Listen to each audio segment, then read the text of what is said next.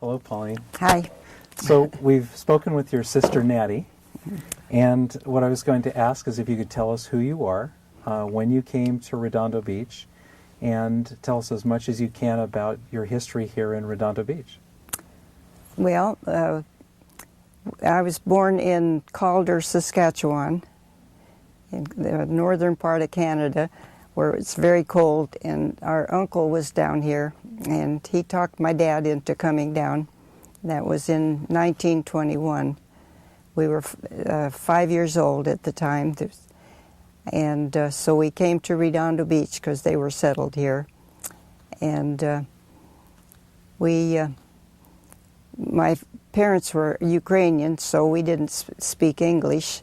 So when we went to the first grade, they didn't have a kindergarten in that day. So when we went to the first grade, they put us in the grade for 2 years till we learned English. And we went to Grant School out in North Redondo. The school is no longer there. And so we went to in the 6th grade. They decided that my twin sister and I should be separated, so they put me in the 7th grade, which was a big mistake. And I graduated a year ahead of her, and went to high school in 1930 to Redondo High School. And my high school career wasn't that wonderful. I didn't care that much about it. I think I missed out a lot when they separated us, and I missed a lot of the basic English and things that that I should have had.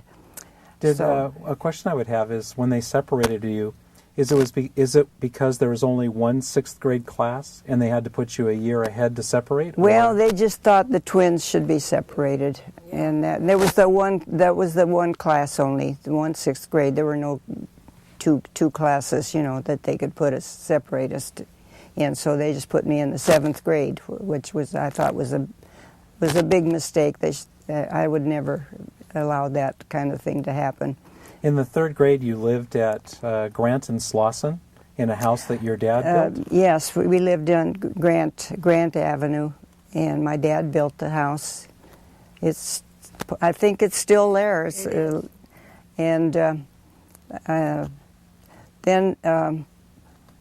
Then we moved up to Belmont. My parents took care of an elderly man that had no family, and he needed someone to care for him, so we moved up, and we had a house moved on the lot there at Belmont that we lived in, and my folks took care of him till he passed away, and he left the property to my parents. Do you know what 100 block of Belmont it was? 2222. So the house was 2222 Belmont. Mm-hmm. And do you know if that house is still there? In fact, a couple that bought it, they liked the charm of the old house. We haven't been back there since they fixed it up, but one of these days we'll have to go up and visit them. They knew my brother, and they're friendly with him, and they wanted pictures of the family that lived there. But we've never given them any pictures or anything, but they liked the charm of the old house. So anyway, it had a big, long front porch and across the front of the house and stuff. It's still there. And so when you lived in that house, were many of the streets in North Redondo Beach paved? They were just oiled. You know how they just regular streets, but there were no curbs. There's just two narrow roads. How they were, and there was a lot of open spaces out there at that time, and you could buy a lot for $100. When we were on Grant, you could buy a lot any place for $100 or $150. That was it. And were there many farms in North Redondo Beach when you... Yeah, there were people that raised corn and then took it out to the highway and sold it on the highway. And they'd sell it for 50, 60 cents a pound. And you know what they charge in the grocery stores, that people would come from the beach and they'd all stop. And my dad had a neighbor's corn that he took to the highway, and we'd sell it out there on Redondo Beach Boulevard for 50, 60 cents a pound, or a dozen. And were there any dairies in North Redondo Beach or in Torrance? Yes, the Morgan Moores. They had a dairy there. That was beyond when we were on Belmont. They were down beyond us on Meyers Lane, and they had a dairy there. And outside of that, there were some around Redondo, but not not close by. Outside of that, Morgan Moores. So living on Belmont or on Grant as a child, what would you do for fun and where would you play? And what types of games would you play? Well, we just, we'd find an old bicycle or ride down the street. One time I was out there, the kids were all screaming, there was a car coming and I didn't hear them. They had to run out in the field to avoid me because I didn't, wasn't paying attention, I guess, but anyway. But we just played with the neighbor kids. There were a few neighbor kids, like Sandy kids, and my cousins, my uncle's kids too. So that was. But outside of that, well, there were a few others that moved in later. But our North Redondo was quite open, fields and things that. So were there any theaters or entertainment in North Redondo, or were they all in the there was south nothing. end? You had to go into town to Redondo. And they had the Capitol and the Art. They were little theaters. They were on the El Paseo when we had that downtown, and we had that Pacific Avenue. And then that little side street that ran alongside of it. And it wasn't the main street, but it was just a little side street. And they had the two little theaters, and then they built and then that's where the Mandarin Ballroom was located, and the Plunge. We used to go to the Plunge. My uncle worked there part of the time, so we could go down there, and then later on, I took lessons for swimming, but I never could master the swimming. Two strokes and I would go down. So but I did take lessons there at the Plunge. So when you went to the Plunge, did you have your own bathing suit, or did you rent one? I think we had our own. Do you remember the rented ones? They were ugly. Yeah, they were dark, ugly things. So I'm pretty sure I must have had my own because I took lessons then. And did they have a big R on them with the rented suits? They probably had some kind of an insignia on them so they could identify them anyway. But then they built the Fox Redondo, and that was quite a majestic looking building. They had beautiful architecture, and we used to go to the shows there in Fox Redondo. And then what type of shows do you remember at the Fox Redondo, Pauline? Well, they had the talking shows. The talkies started coming in. I can't remember just what the shows were, but I know we used to go there. That's where we went. Did you ever see live entertainment there with a band or an orchestra? I think one time, my brother was playing the harmonica, and he had a little band. I think they had a group there that one time. Seemed like they did have little deals once in a while, because I think he played it. Anyway, but that was, gosh, so long ago. So you went to Redondo Union High School, or Redondo High School, in 1930. Yeah, I started in 1930. Did you choose a course of study that you wanted to No, they pursue? just gave us whatever. We just took a regular business course or whatever. I had some bookkeeping and civics. You had to take civics, and then I had a little bit of deal on the high tide. I didn't really do much there, but I was in there. Did you write for the high tide? No, I didn't do any writing, but Mrs. Geary was the teacher, and she was in charge of it. And do you remember, did you do layout or things? No, I really didn't work on it. We lived out in North Redondo, and we couldn't stay after school because we had to ride the buses. You had to either take the bus when they were available, or else walk. So we just took the bus home. We didn't stay after school very much because we couldn't get transportation. Did you ever take the red car? If I did, I just don't recall it. I don't really remember it. So did you have an idea what you wanted to do for work after high school? No, not really. No, not really. So I think after I got out of high school, I think I worked as a waitress in Manhattan for a while. And then I met my husband, and I got married. I was 22 at the time, so I got married. And we lived out, we bought a house out in North Redondo on Grant Avenue. And what year did you get married? I got married in 1939. And how old October. were you? I was, I think I was about almost 22, I think. And what did a young married couple in North Redondo Beach do? Well, my husband worked at the Ford plant. It was in Long Beach, and we bought the house, and a little white stucco house that was quite popular in that day, flat roof, you know. And we lived there for about five, 6 years, I think. And we decided to sell. And my sister Helen had a little shack on Irena Street. It was a 100 block of Irena. And so we moved in there till we could buy a lot and build a house.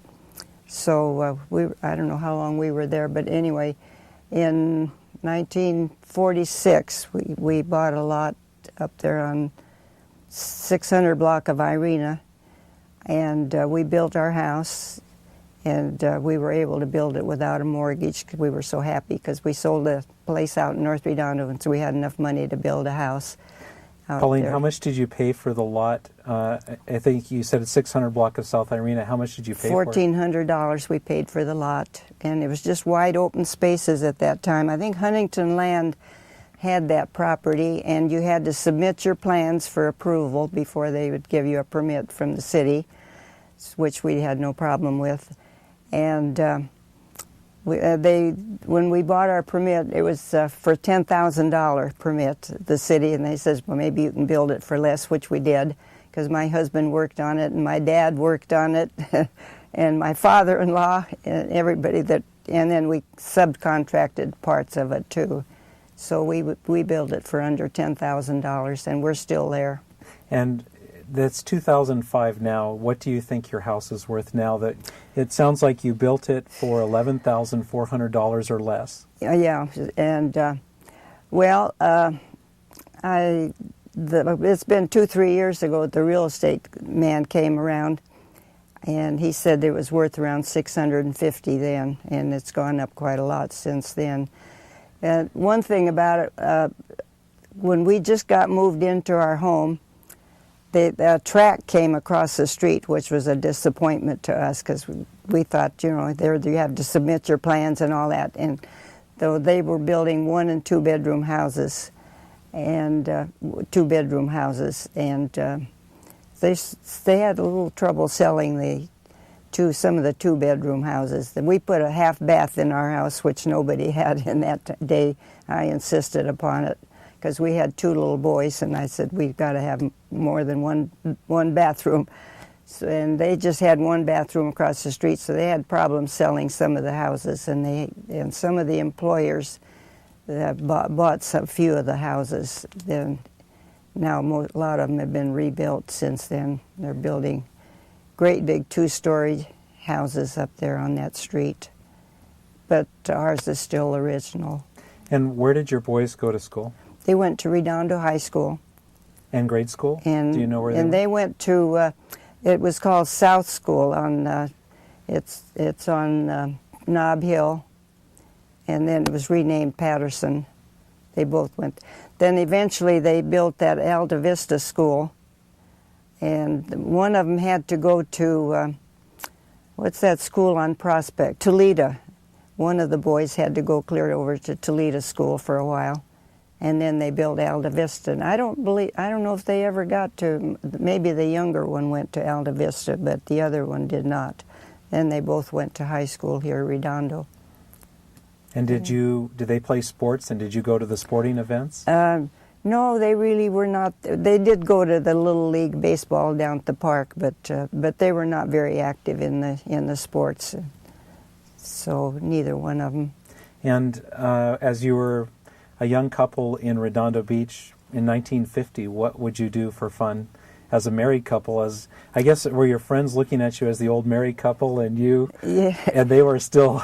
Well, I don't know. We really didn't do very much. We'd take a trip in the summertime or something when the kids were out of school. Go to Nebraska to visit relatives, or we'd go up north. Generally up north because it was too hot to go into the inner part of the United States in the summer. But outside of that, we didn't really do that much. Just raising our kids, and that's about it. Going back a bit, Natty talked about the fireworks blowing up. Do you remember that night? And I was married, and she was sleeping in the front room. Thank goodness that she didn't. She had to move out of the living room, so the windows were all blown out. She would have been cut up if I'd have been there. But I was married by that time, and I was living in Hermosa Beach, on Loma Drive, and. Do you remember the newspaper articles about it? Oh, the noise! You could hear the noise. It was terrific. Everybody heard it all over the South Bay. It was a tremendous explosion. And did you drive there to see it afterwards, or no, did you walk? no, we didn't. We didn't go near there because. Anyway. Now, did you go to see the Graf Zeppelin when it came to Meyers? Yes, we did. We went there, and that was taking off that very night. In fact, afterwards, they were saying that how foolish it was that we were all out there in that field, and if it had hit the wires or something, they'd had a terrific explosion. But it was just a 2-lane road driving out there, and you just parked along the street there, and everybody and his uncle was out there to see that. It was such quite an event to have that Graf Zeppelin come into the area. In the pre-interview, you spoke with some of the people about Fifi Maloof. Yeah, she had north of the theater. She had a house of there, and she was quite well known around town. And they had high surf, and it used to come in there in the winter time, and it demolished quite a few homes up there north of the theater. And where was the theater? That was located? at Moonstone Beach. It was called Moonstone Beach. It was just north of the Fox Redondo. And they've had one or two of the places. In fact, there's one that's down on the Esplanade that was moved. And they moved it right down through the town. It was 2 or 4 units, I think. And they moved a couple of them, but most of them were just demolished by the high waves. And she had her house out there. It was a house of ill repute? Yeah. Everybody knew about it. And they talked about that there were actually gangsters that came to Redondo Beach? Yes, when they had the games, you could hear the clicking of the chips and stuff, and they had that shooting one night there by the Fox Redondo Theater. I think the man was killed. It was one from Las Vegas, some gangster type person there, and so when they had that Rex anchored off Redondo too, that gambling ship, and there was Bill McFadden that he went to high school ahead of us, but we knew who he was. He and a bunch of these people, I don't know just if he was in the politics or what, but he was quite active in getting the gambling out of this town. Of making it leave? Yeah, they wanted it to leave, yeah. They didn't like the atmosphere, because this was a nice, quiet town, Where was the Fox Theater?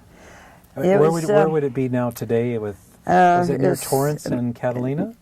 It was Diamond Street. Pacific went up to the north end, and then it curved up on Diamond. And there was an L.J. Arms Hotel. It was quite nice. And it was just catty corner from this L.J. Arms Hotel. It was right down on the water, near the water. And then later on, it got undermined by the big high waves, and you could hear it when you were in the theater. You could hear the waves, against the building, underneath it. It was undermining. That's why they probably had to get rid of it too. And do you remember where the Strand was? The Strand Theater? Yeah, that was up on Torrance. Let's see, what was on Torrance Boulevard, and that's Catalina. That was up there at that Strand. And do you remember the pier as being something where people went to spend time, and did you spend any time there? Yeah, we used to go down to the beach there occasionally, and but not too much because we didn't have transportation. Somebody had to bring us down here, and then a lot of times we'd walk home, which was a long hike out to North Redondo. So, but when a lot of times we used to go down to Hermosa. It seemed like it was a straight shot, but we didn't spend too much time at the beach. My mother didn't like us getting down there and getting baked too brown. She didn't like that tan and stuff, so we didn't get to the beach very much at all. But they had that, Redondo had that Ganal Lumber Company that was quite active here. That was back of where Edison is. It was on that Pacific Coast Highway, that Pacific that ran up near the courthouse building, and that was where they had a hardware store out there, and they had the lumber yard. And there was quite a busy lumber yard. In fact, they had a wharf south of the Redondo Monstadt that used to bring in the boatloads of lumber into Redondo. My dad worked there too, and that was in the 20s. Now, do you remember the piers that were south of the Monstadt Pier? Were they well, still that standing? it was there for quite a while, but it was used for the lumber boat that used to bring in the lumber, and that was in the 20s. So were those steamers that came in with the lumber? Or? I don't remember just what they were, because we were quite young and we didn't get down there too much. But I know my dad worked there, and that lumber yard was was quite active. Your dad worked in construction, and he worked on the piers. What else did he do? Well, then he finally went to work at General Motor, at Mobil Oil, and I forgot just what he did. I guess kind of machinist type work, I guess, around there when he finally retired from there. And your family was from the Ukraine. Did you ever have other Ukrainian friends that were in the area that you met, other than your uncle? Yeah, we did. In Los Angeles, they had some that were Polish and some were Ukrainian too, but they were all in town and lived in it. And they used to have a Romanian dance hall over out in North Redondo, and they'd have these shindigs. We called them shindigs. And they'd have the bands come out there and play, and we'd go to the dances there too. That was on Grant. It was just a couple of doors from where we lived, so we'd just go over there and they'd have a dance once in a while. Did they play Romanian music? Yeah, and the what was the name of the band? Can't think of the band that used to come out there quite a bit. And they came from town. And anyway, but it was pretty good. It was kind of fun. What else did you do for fun? Well, then we'd go to. Then Nettie and I finally got a car, Oldsmobile. We had, and we'd drive to Inglewood or downtown to L.A. or Long Beach, and when we did our shopping, we'd go up there to shop for things, because we didn't have our big department store here where you could buy good, most of the things. So when we'd take little trips and things, go to San Diego or whatever. So what did you do with yourself when Natty went into the Navy and went away for 3 or 4 years? I was married, so I couldn't go. Otherwise, I would have gone too. But they didn't take married women, and of course, I probably couldn't have gone anyway. But and then 2 years later, we had our son, our first child, and then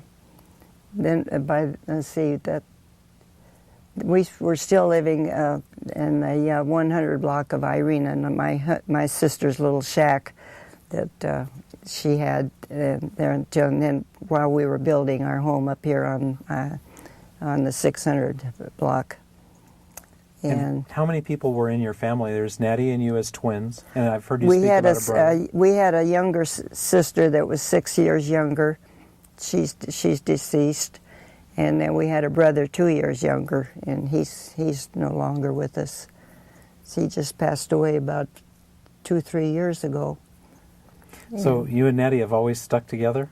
Yeah, we've always been very close. Yeah, we saw the house there on Elvira, and we told them about it, so they took a look at it and decided to buy. They were living in Hermosa at the time, and so they bought the house there.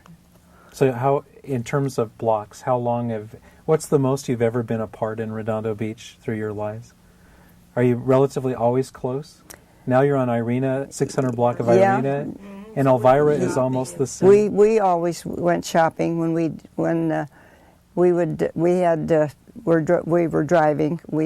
She'd come to pick me up, and maybe I'd have the same blouse that we'd shop together and buy the same things, and here she'd come up and I'd have the same blouse on as she was wearing. So I'd go in and change because we didn't want to go dressed alike, you know. And we always went shopping together, and grocery shopping, or if we made the big loop from one place to another.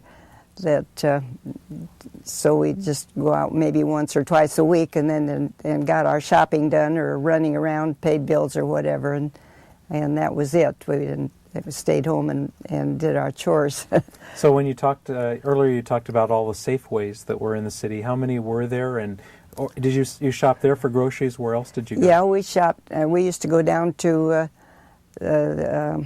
Sapphire and PCH, where that Safeway was there, or else there was one down in the old shopping center that was north of where the theater used to be. There was a little shopping center there that was real nice. Had a dime store and had that the Dunlap's department store. It was a nice little department store, and so there was a grocery store there too, Safeway there, and that's where we had to shop before we got the one on Sapphire, and then we got the one down in Riviera afterwards. So that's where we shop now.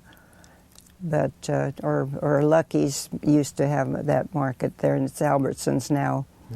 But one of the businesses that has kind of jumped from one place to the other is DND Drugs. Do you remember that? Yes, I remember DND Drugs. It used to be on Emerald Street, where that used to be down. The City Hall used to be there on Emerald, big old red brick building, and the police station was there. It was just up the hill from Pacific, downtown, and D&D was there for many, many years. In fact, I've just got a bottle out of the cabinet, and there it has D&D Drug. I guess I've had it there all these years. I should throw it out.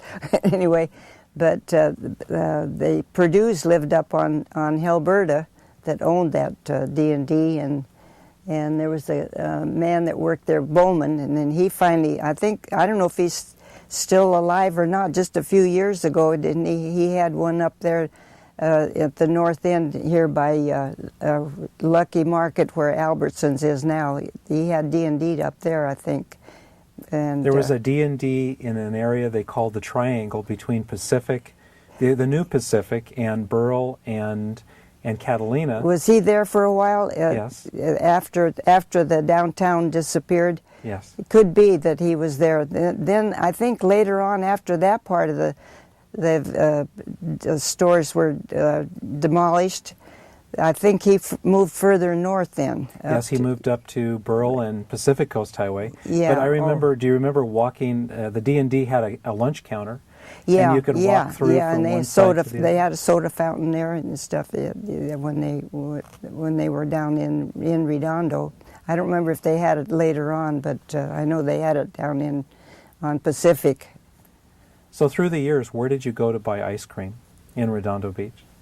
Do you have any remembrances of something? I don't think we ate much ice cream, but we used to go down to the corner of PCH and Nob Hill. There was that, what was that, Curry's ice cream? Was that Curry's ice cream deal that used to be down there? We used to get ice cream cones down there, yeah. Was there ever a farmer's market in Redondo Beach? Not that I remember. We used to, on the weekends, my folks would go out on Redondo Beach Boulevard, out past, well, where Hawthorne, you know, comes in and goes toward the Lawndale and stuff. If there's further up, would that be north or east? And they used to have Japanese little stands where they brought their produce, and we used to go out there and get fresh vegetables and things out there on the Redondo Beach Boulevard, as it used to run out toward Vermont, or, you know, out that way. And that's where we bought most of the produce.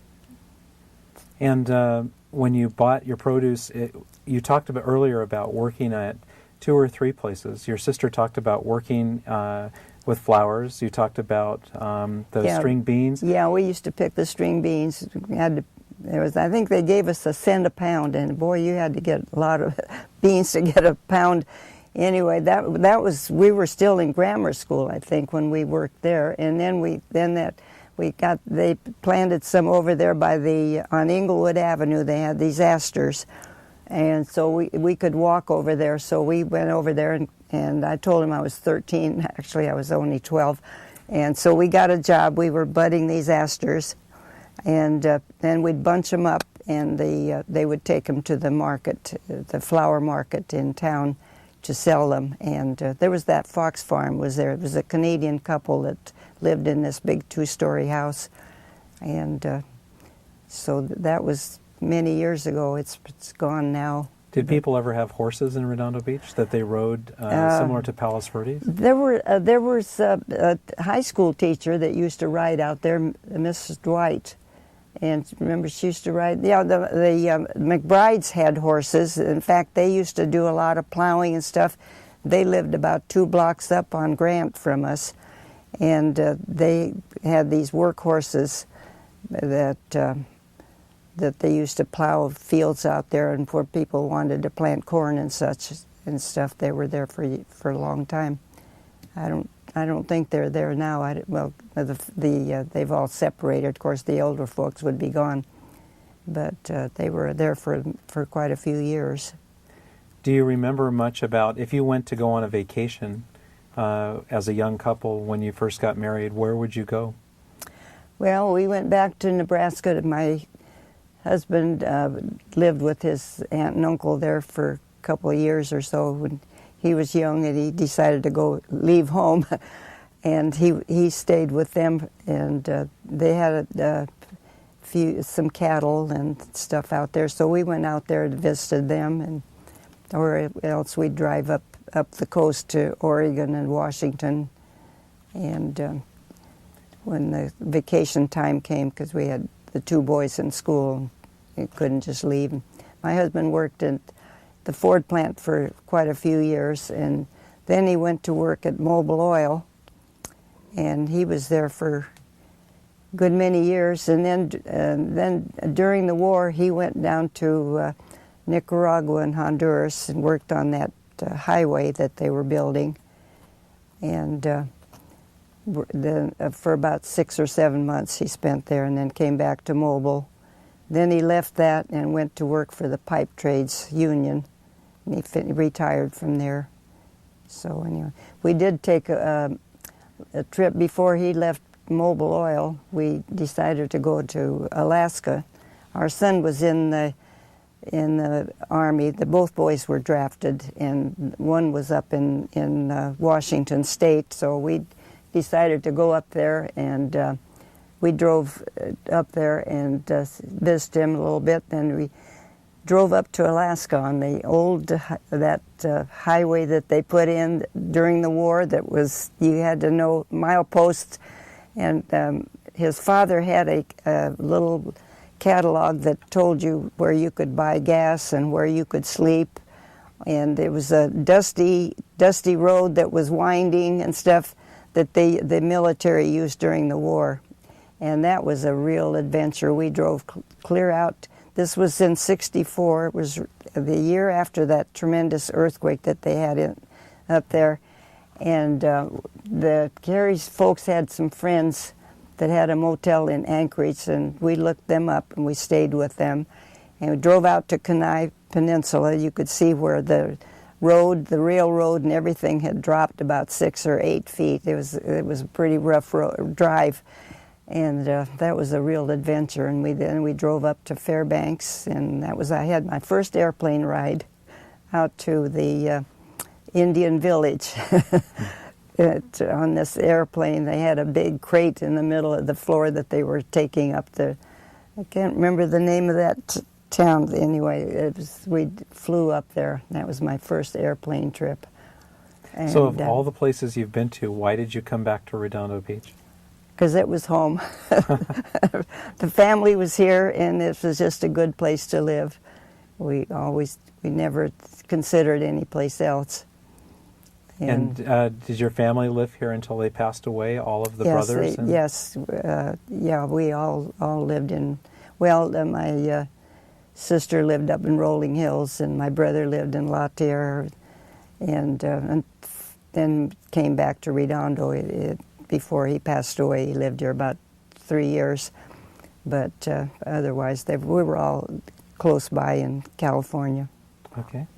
So is there anything else that you remember, or that we talked about earlier, that you like to talk about? No, I can't think of anything. I'd say. Okay, we'll take a break.